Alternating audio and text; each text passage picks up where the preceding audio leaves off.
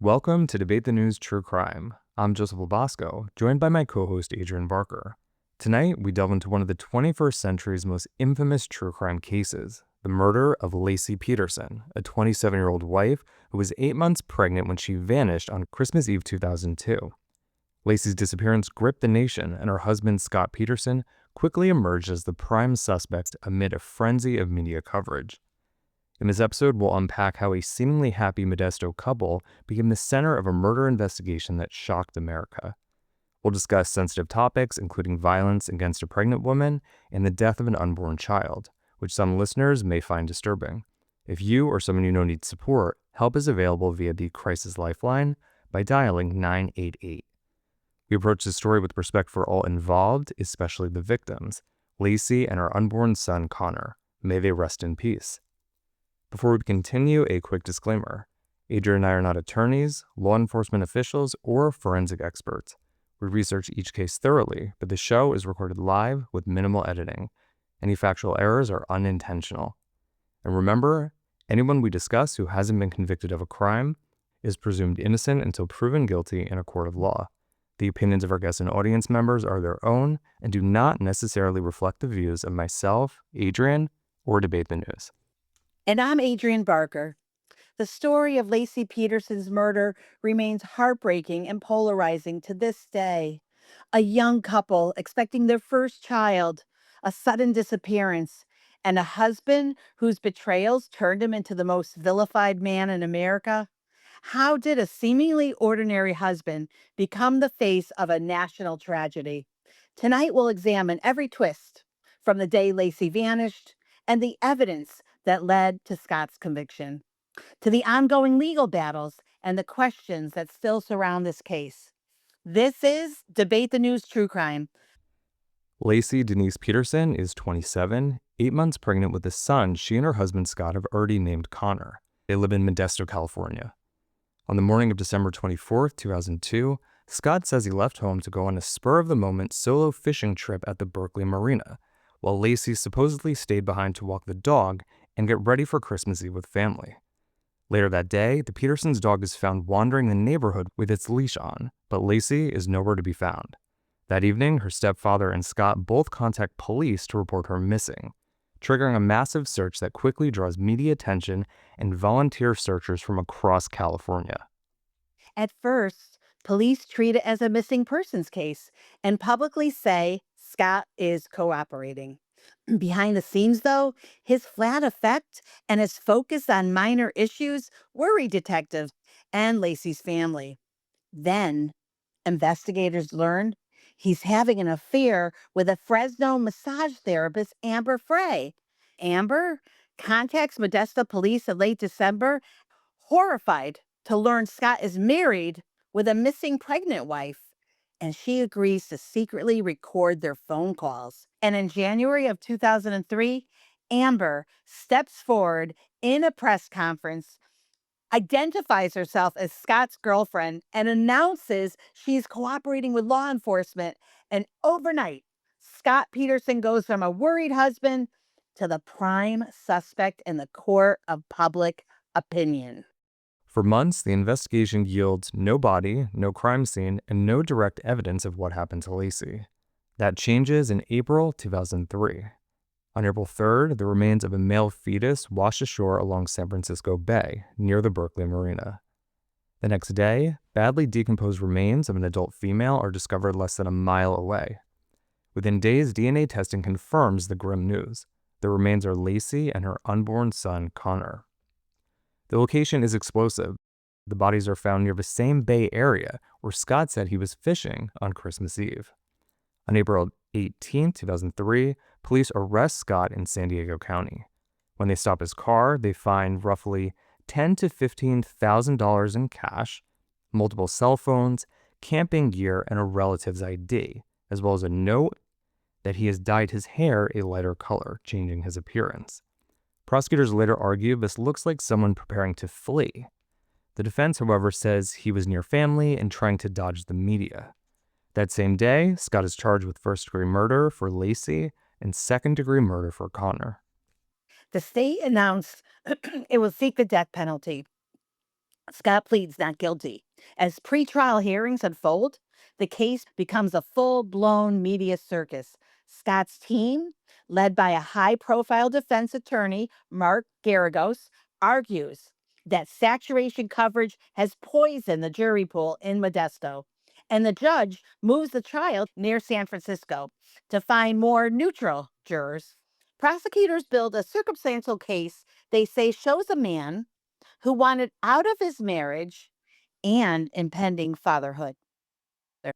The secret affair, the romantic calls, the plans with Amber while searchers are combing the fields and waterways, and Scott's decision to go fishing alone on a cold December morning at a spot that becomes the eventual recovery site for the bodies. The defense counters that there's no direct evidence tying Scott to a murder, no blood, no weapon, no eyewitnesses, and no proven cause of death, and suggests unknown abductors could have taken Laci after she left home to walk the dog. The capital murder trial begins in June 2004 in Redwood City. Prosecutors argue that on the morning of December 24th, 2002, Scott killed Laci at home, put her body in a truck, and later dumped her into the San Francisco Bay from his small boat. They highlight that Laci and Connor's remains were recovered near the area where Scott admits he was fishing, and call experts to say bay currents make this scenario plausible. Amber Frey is the prosecution's star witness, testifying that Scott lied about being a widower and played taped calls where he flirts, makes future plans, and phones from vigils of his dead wife and press conferences. The defense counters that this shows Scott is a cheating liar, not a killer, and reminds jurors that there's still no cause of death, no murder weapon, no blood, and no eyewitnesses. All of it unfolds under wall-to-wall national media coverage.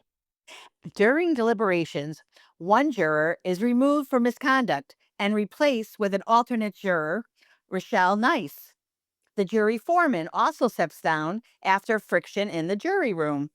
Even with all that turmoil, on November 12th, 2004, the jury finds Scott Peterson guilty of first-degree murder for killing Laci and second-degree murder for killing baby Connor.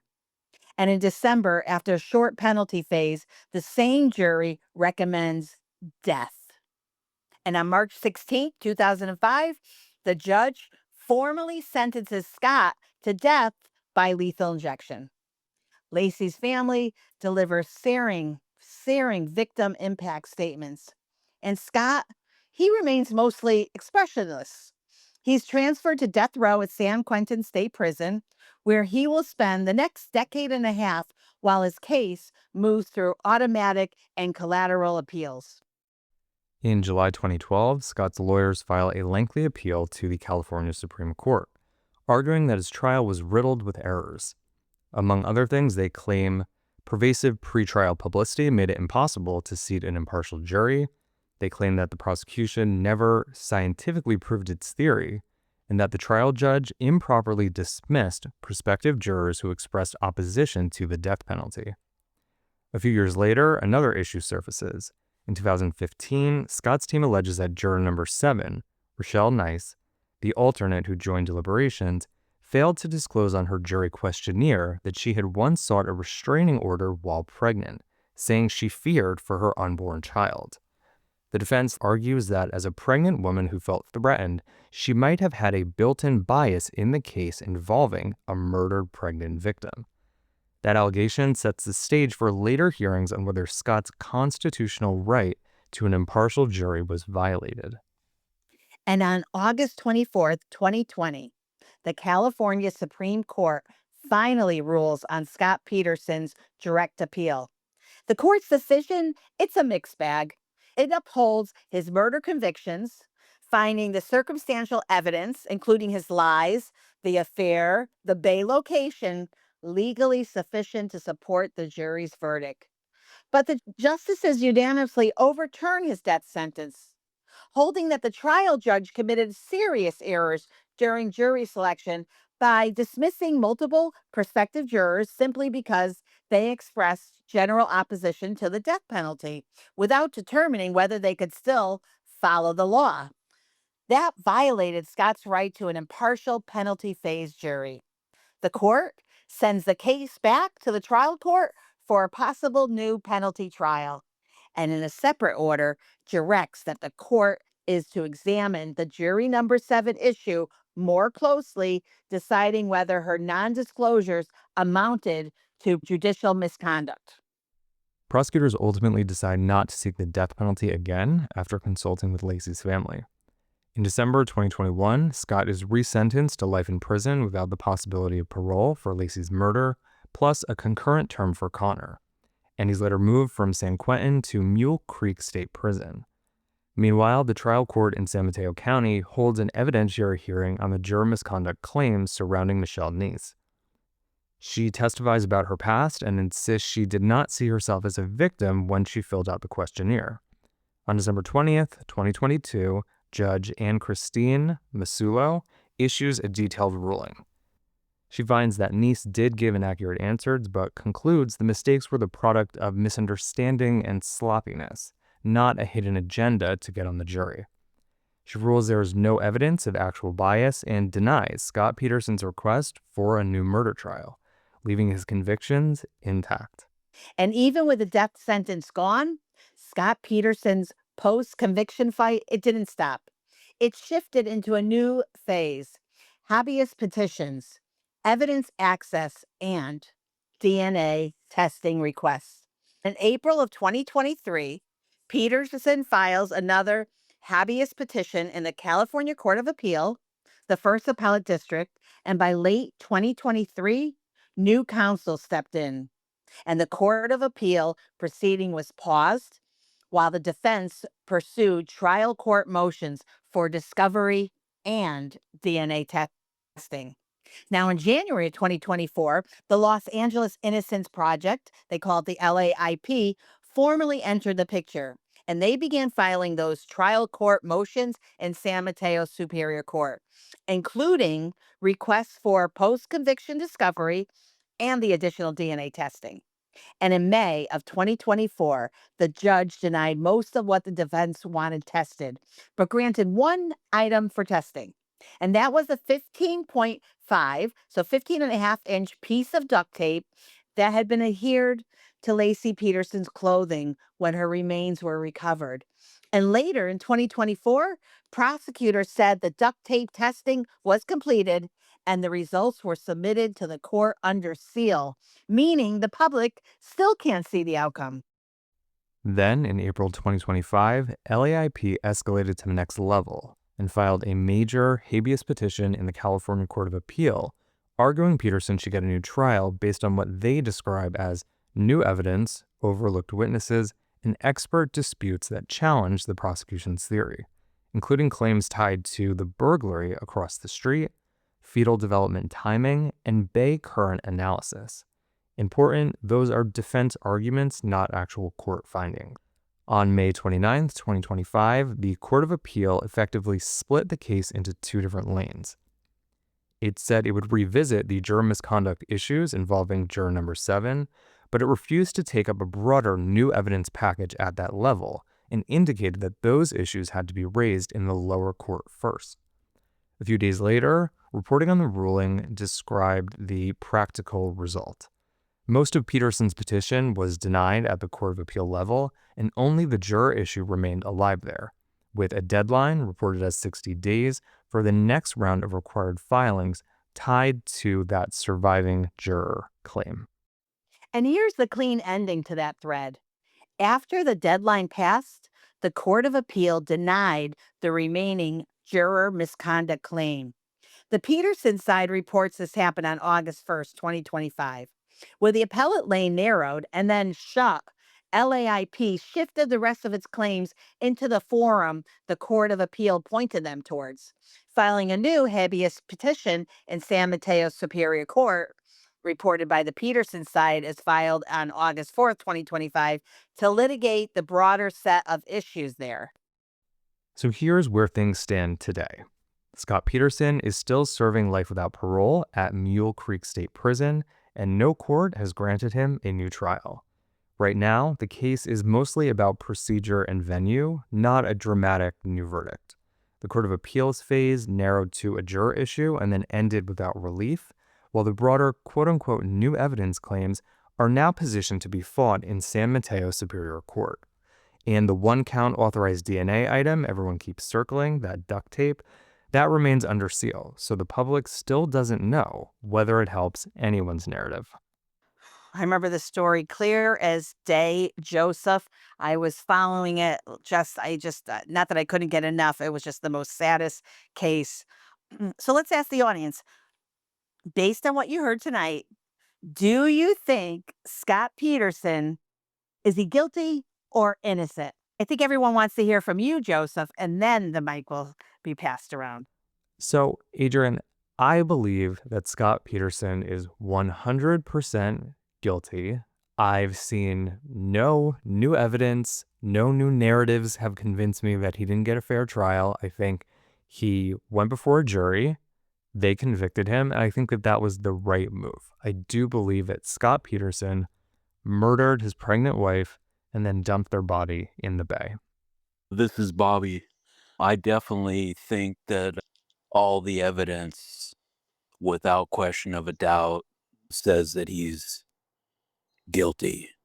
This is Keisha. I think that based on what I saw when I saw the actual trial, because I think it was everywhere, everybody was following the trial, that they actually painted a picture of him being guilty.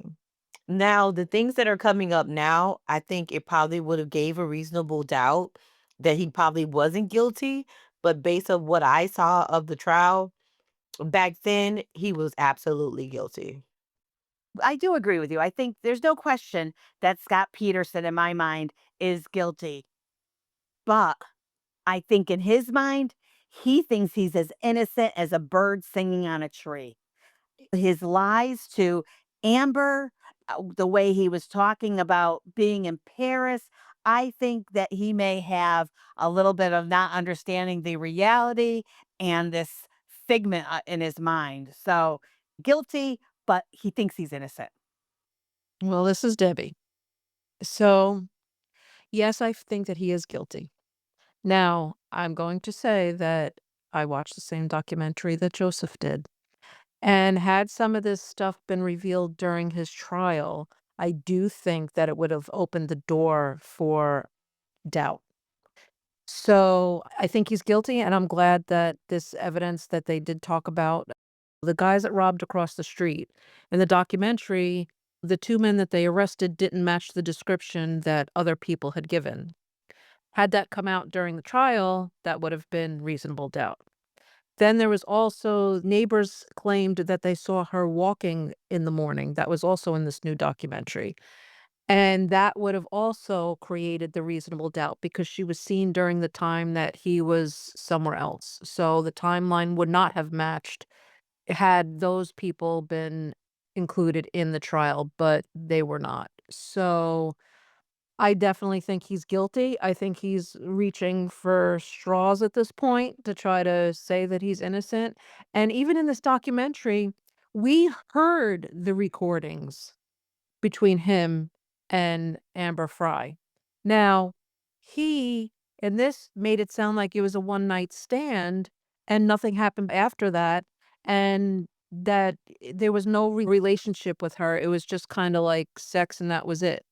But the recordings we heard played during the trial said a much different story. So I'm just glad that, he is where he belongs because I do think that he killed her. You know, Joseph and Debbie, I have a question for you guys. If I saw every morning my pretty neighbor walking her dog and maybe she missed a morning, I don't know if I would remember. There were really no cameras back then. And I think it would be very easy to kind of think, oh no, I saw her that morning, but maybe they actually didn't. Maybe it was every morning except for that morning. So when I hear things like that, I take it with a little grain of salt. I agree with you on that, Adrienne. But what I'm saying, like, the thing is, had they been brought to the courtroom and said that, that would have created that reasonable doubt.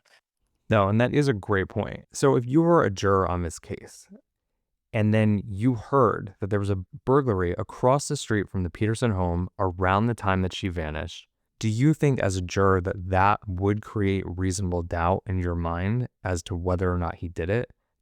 I mean, I wouldn't because burglary is a far stretch from murder. And most of the time, people that, burglarize a home are really just there for the money and the jewelry and whatever else they can grab and run with. They're not typically going to murder somebody. So I don't think that that would have played a part in any of my decision.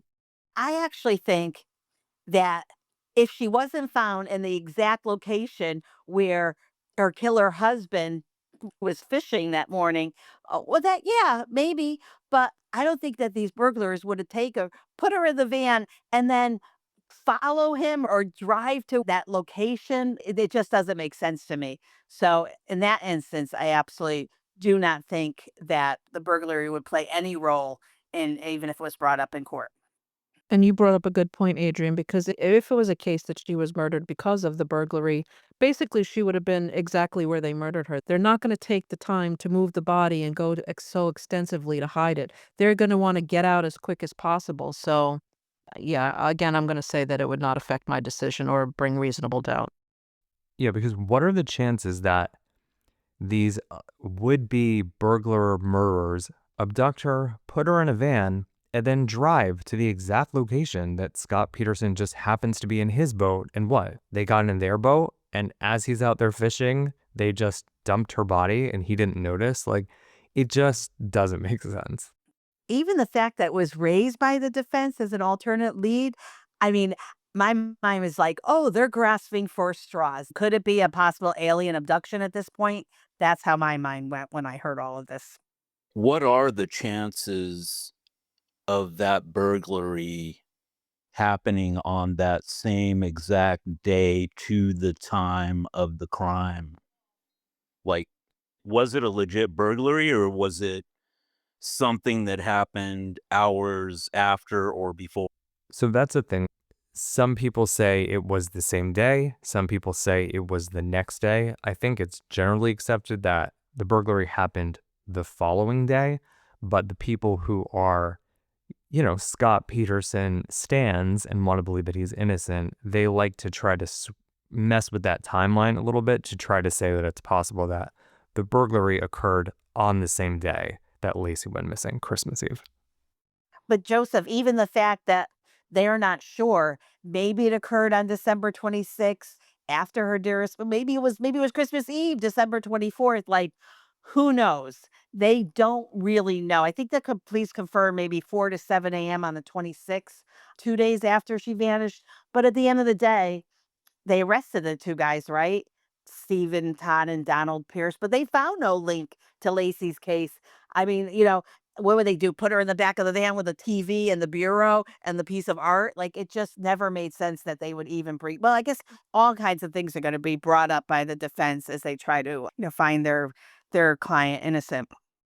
Exactly. And Lacey's doctor actually went on record and stated that at that stage in her pregnancy, based on their assessment, she really wasn't in a condition to be going out and walking the dog. So the story that Scott told that she went out and did that also kind of doesn't make sense.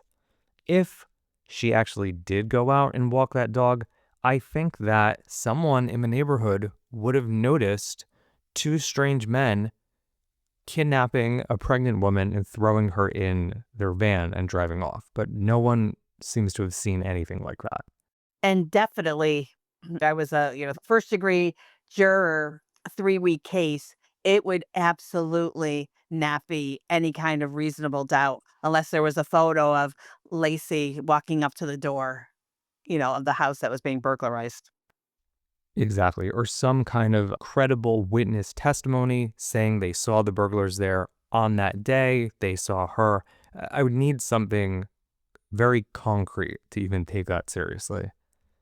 I am actually really surprised with the update that the Los Angeles Justice Project is taking over this because they're an organization that files extensive amounts of petitions trying to overturn wrongful convictions.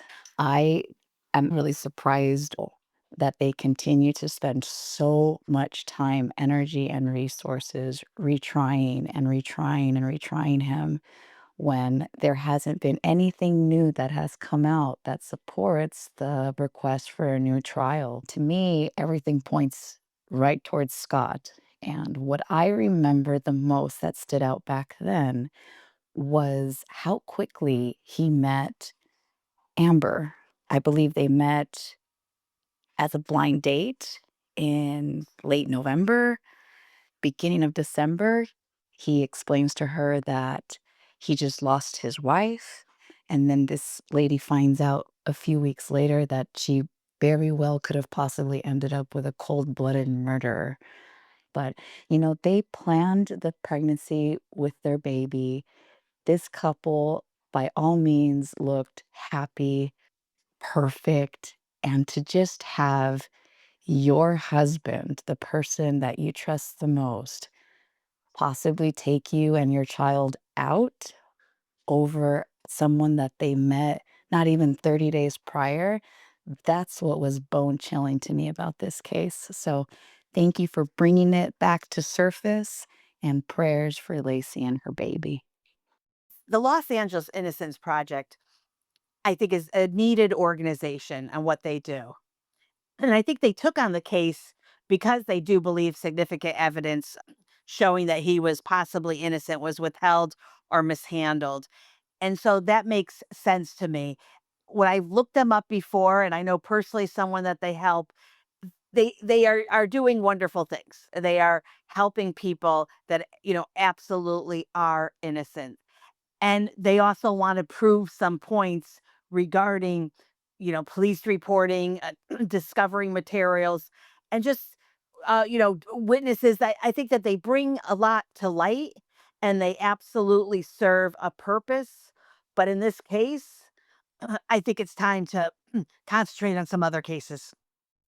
I mean, look, Adrienne, I would love to hear from somebody in that office, right? Because I looked for new evidence, and some of what they mentioned in their 2,600-page request, which is a lot of pages, right? Were things like, well, what if she wasn't tied to or is tied to the burglary because it's the same people when those people have already been tried and convicted? I don't see anything that comes out as a hard new piece of evidence. It's more almost trying to defend him, which is fine if you're a defense lawyer, in my opinion, right? And like I started with saying, they've done great work. This one's a little different. And this one begs to question how they're looking at their projects that organization takes on, because this was a very big case as far as the media is concerned. And I totally understand taking cases um, where media is all over it from an attorney's perspective, from an organization that catered to overturning wrongful convictions. I would just love to know who else is on the list, right? Because there's a lot of people where that type of research and resources would absolutely change their lives. Right now, if you're Scott Peterson with very little to do other than count your days, I'm assuming he's good with whoever wants to take his case and make him public and all of that, right? So this is one of those cases for me, you guys. It was a big risk, but if they were to actually have won the case, that would have absolutely enhanced their reputation, right? And also helped to bring more funding in. And it would be a win that would be proof of their mission, right? That proof of performance, driving more donations and grants. And then, of course, a legal precedent when you think about it. So I've always thought that they probably took it as a risk, hoping that they would win, understanding what a win would look like. And at the end of the day, how damaged are they by a loss? Because that could happen. But correct me if I'm wrong. No, so I agree with a lot of what Diana said. So just for clarification, this is the Los Angeles Innocence Project, not to be confused with the Innocence Project. They're two separate organizations. Diana, you bring up picking a case with a lot of media frenzy around it. And when I looked into this, that was the first thing that popped into my head. I'm like, okay, I'm not seeing any legitimate, real evidence here. This just kind of feels like a lot of noise and fluff. And the LA Innocence Project was newly formed when they took up this case. So to me, this is no shade to the LA Innocence Project. I think it's great that people take up other people's cases and try to overturn, or try to make sure they got a fair trial. I respect that. But to me, them taking on this case just kind of felt like it's a headline grabbing case that's going to get them attention, even if there's no real evidence there, even if they don't make any difference, at least it gets their name out there for other cases they want to take on in the future. That was my impression. Yeah, I think it's because of what they filed to try and get the new case. It really wasn't anything that would have supported, based on the guidelines, to have a retrial. So, you guys, I think the biggest thing has always been that betrayal from husband wife, right? What led or what leads someone to do such an egregious crime? And is there anything that you can take away from it? And there are some cases, and to me, this is one of them, that just makes you shake your head and say, from being picture perfect to, in an instant, changing your entire life and that of every single person who knew you. I would think that there's more investigation to do on Mr. Scott Peterson himself. I'm assuming, I didn't look into whether they were claiming anything other than he didn't do it. I'm assuming not, because he'd have to admit to some level of guilt in order for him to be processed that way, right? But I'm interested in knowing what makes someone do something like that. The other stuff, how could you defend if you knew that they were guilty? I've had all those conversations with myself and can come to an understanding, right? If you're a lawyer, you agree. If you're an organization, you agree. But if you're a human being, what was it about Scott Peterson that made him snap? Because there's a lot of Scott Petersons out there with regards to violence towards women. And it's something that I hope we find better ways of handling and not wait until the person is no longer with us. Yeah, 100%. What is so scary about the Scott Petersons of this world is their ability to blend in and act completely normal. Laci's family loved Scott. They thought he was awesome. They thought they had a great marriage. No one in a million years would have ever suspected that he would kill her or cheat on her. Once the affair came out, they completely switched on him and they were like, okay, we think he definitely murdered her. I don't know what the motive was. I don't think any of us will ever know unless he divulges that information, but I don't see that happening anytime soon because he'd have to admit guilt. But I mean, I think he's having an affair with this new woman. His wife is 8 months pregnant. It's his first child. I think that the motive that was laid out in the trial, which is he didn't want to be married to her, he didn't want to take on the responsibilities of fatherhood, and he wanted to have a fling with these other women. I think that that is the motive. It's sad, it's horrible, but I think it was just that simple. Well, I remember Nancy Grace using the words psychopathic narcissism. And if I remember correctly, she was saying that during the testing that there was psychological profiles that the prosecution presented that suggested that he displayed traits of this. And I think they argued that he viewed his wife and unborn son as challenging his freedom, and it was easier to discard them when they no longer served that self-centered need that he had. Of course, there's also talk that maybe he felt trapped by the upcoming birth and preferred, oh, this is hard to say out loud, and that he preferred the image of being a grieving widower to that of a man who abandoned his pregnant wife, because often that's what we say, well, why not just leave your wife? Why kill her, right? But maybe that's the reason why. Exactly. So Debbie, Adrienne, and I watched a documentary series that was done pretty recently. It's called Face to Face with Scott Peterson. It's his first ever on-camera interview in like 20 plus years. Debbie and Adrienne, what was like your impression from this documentary, like just in general, or of Scott Peterson? First of all, I think that he's still in denial to admit that he did it, and he's trying to say, "Oh, it wasn't me," and they're coming up with all these different things, like I said earlier, about the people that were arrested for the burglary didn't even match the description, nor did they ever possess that kind of vehicle, which that in itself, they could have stolen a vehicle for the burglary. But then they brought forth those people that saw her walking that day, and then the neighbor that found the dog early in the morning. And he is painting himself to be this innocent, wrongly framed person. And in this documentary, he also stated that, he really wasn't that involved with Amber. It was more of just, a sex thing and that he didn't have feelings, and he's sorry that he didn't admit that he was having an affair. It was embarrassing, but it was not to the extent that everybody thinks it was, that everybody else is wrong, even though we heard the recordings. Everybody else is wrong and has the misconception of what that relationship was. But I also think that it's interesting that the documentary, it really seems to be being pushed by his family. They're on his side. They think he's innocent. They are trying to prove his innocence because, I mean, let's face it, deep down inside, would anybody want to say that their relative is a murderer? I know that I wouldn't want to say that. So I think that they're just, grasping with him on this dream of this evidence is going to bring forth and this new trial that's going to exonerate him from the murder, but there's just way too much evidence for me that points to him doing it, that I just don't see him being let go.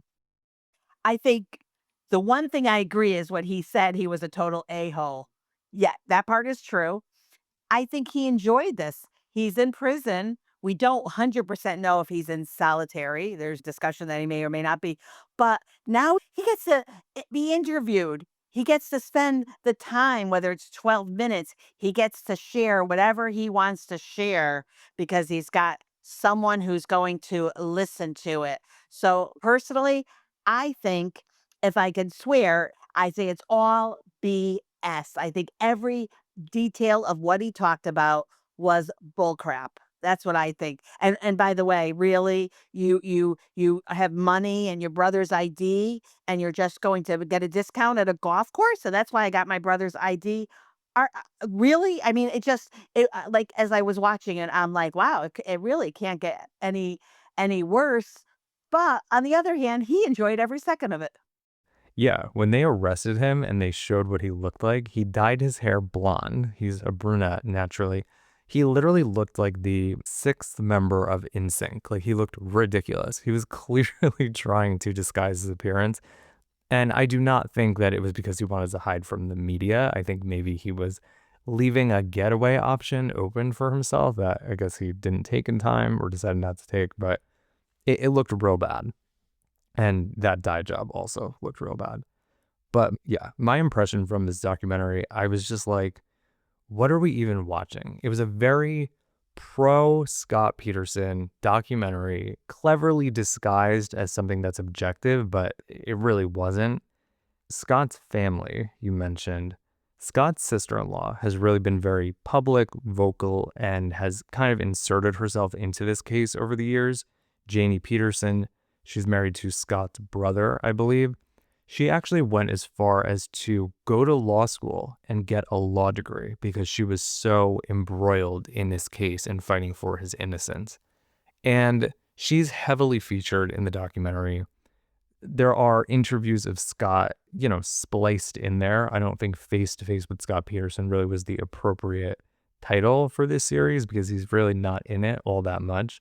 But listening to the interviews with him and watching him, he just has this smug look on his face, like he's enjoying the attention. He does not act like someone who is falsely accused. He doesn't act like someone who is painfully remembering the disappearance of his wife. Like, he's just, his demeanor, his facial expressions, everything is just weird. I never at any point felt like I was looking at someone who wasn't guilty and who didn't know that they were guilty. If he was not guilty, I really feel like there would have been a lot more emotion from him. For me, he just seemed very detached and just, I'm just going to tell this story like it was somebody else's. And he didn't really give me that, that impression of I'm wrongly accused. I can't believe I'm still here. Like, I didn't feel there was any emotion. And in some ways, I almost feel like he was kind of like laughing at the fact that I'm gonna get another chance and I'm gonna try to prove myself that I didn't do this, and it was kinda sickening to watch him and his, lack of emotion.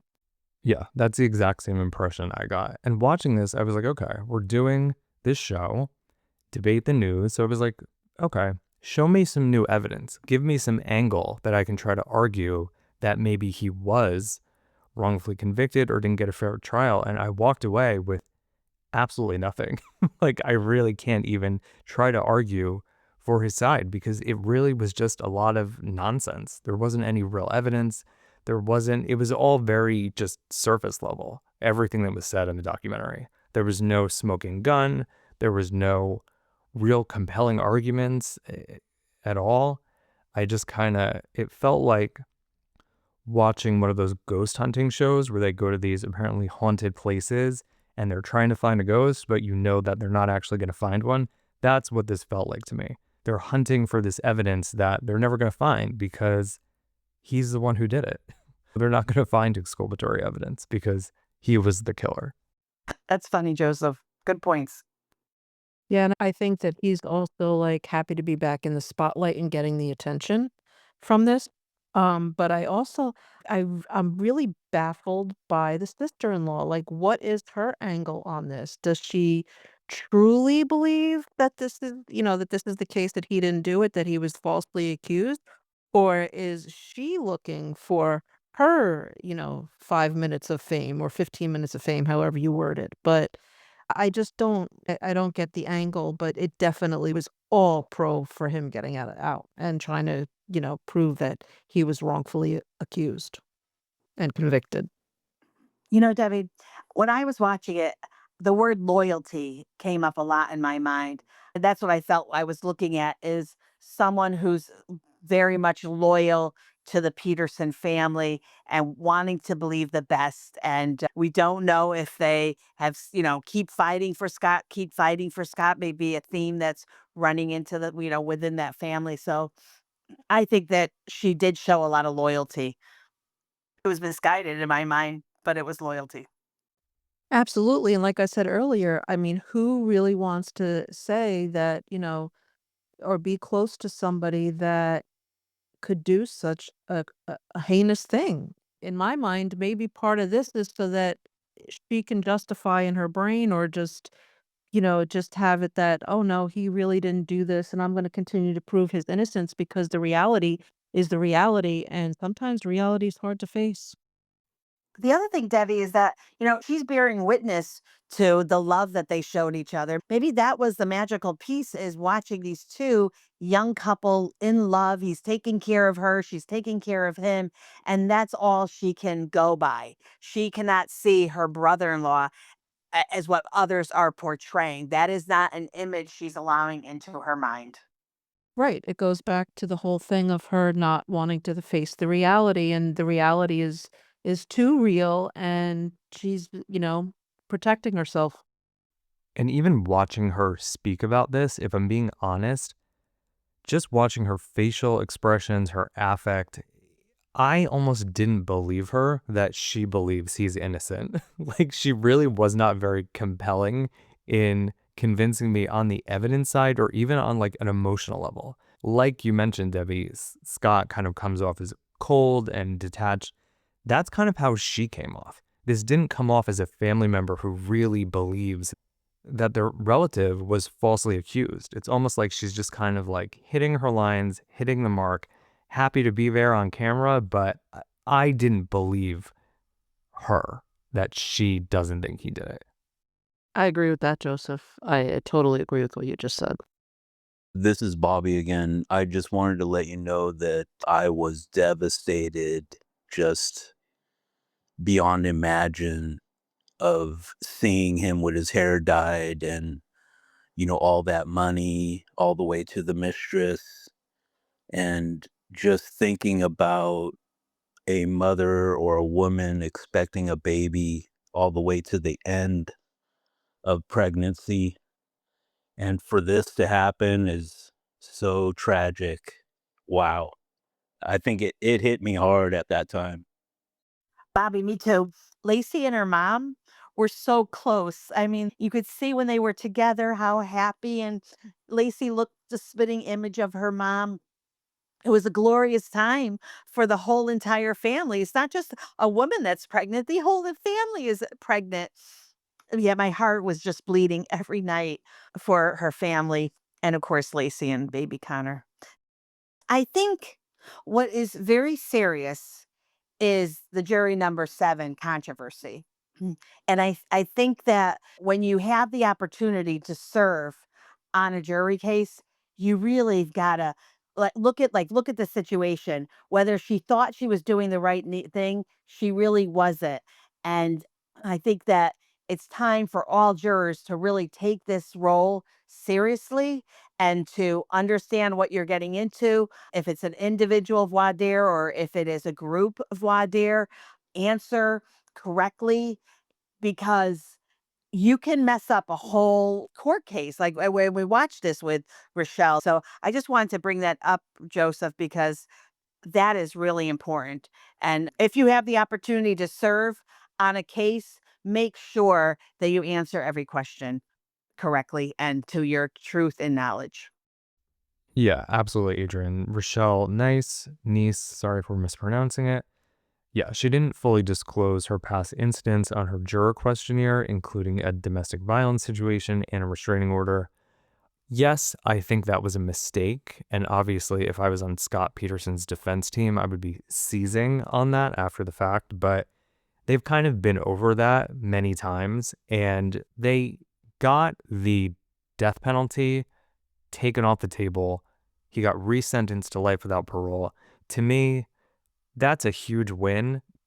Take that win and let's move on. I think that while I understand why people point to that, saying, okay, well, she couldn't have been impartial, I don't think that means he deserves a new trial. I think they're really trying to stretch that now a little bit too far. Thank you, Joseph. Okay.